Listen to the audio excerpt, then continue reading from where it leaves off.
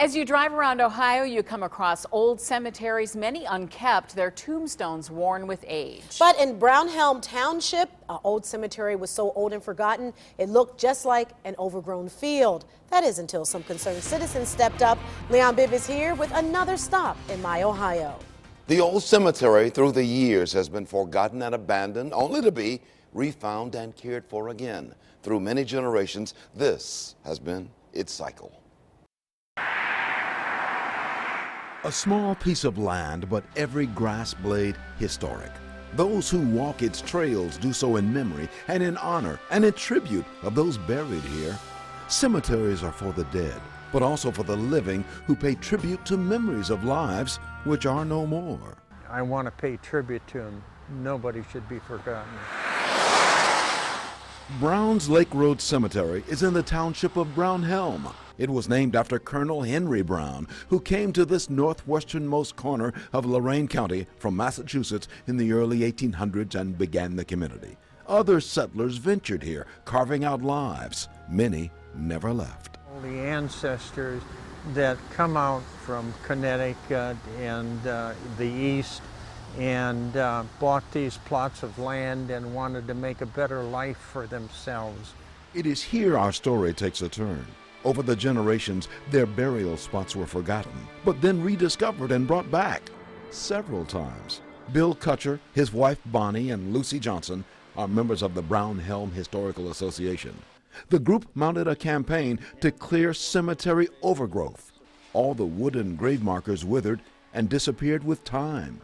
Nearby grew a motel, but over the years it also faded, leaving just a forgotten cemetery in the area. The Historical Association stepped in. If it's buried, nobody sees it, nobody knows it's here, and it's forgotten again. I don't want to see that happen.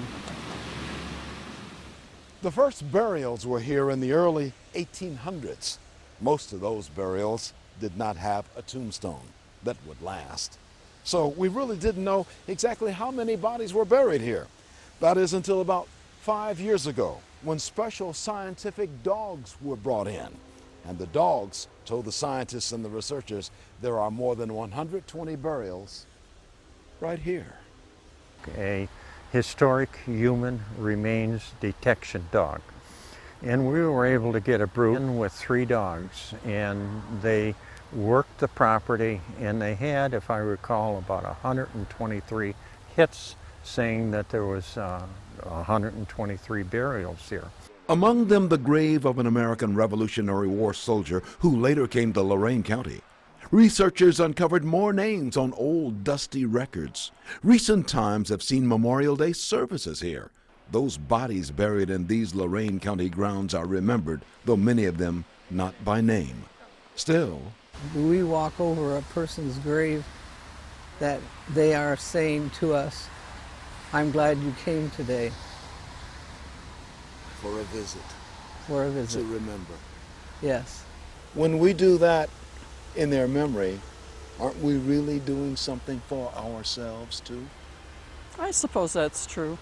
There's something to be said about cemeteries, especially old ones, even cemeteries like this that have very few tombstones. Buried here are people who lived in this community, carved out livings, and died here. The people who volunteer at this cemetery want to make sure that those buried here are not forgotten. In many ways, the people buried here carved out a way for the people who now live here.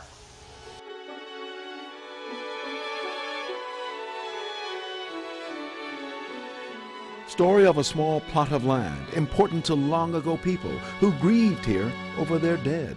The place has been forgotten and remembered again several times. In Lorain County, Brownhelm Historical Association members step simultaneously in two times, yesterday's and today's. They know the two are on a single line, linked because past and present are linked.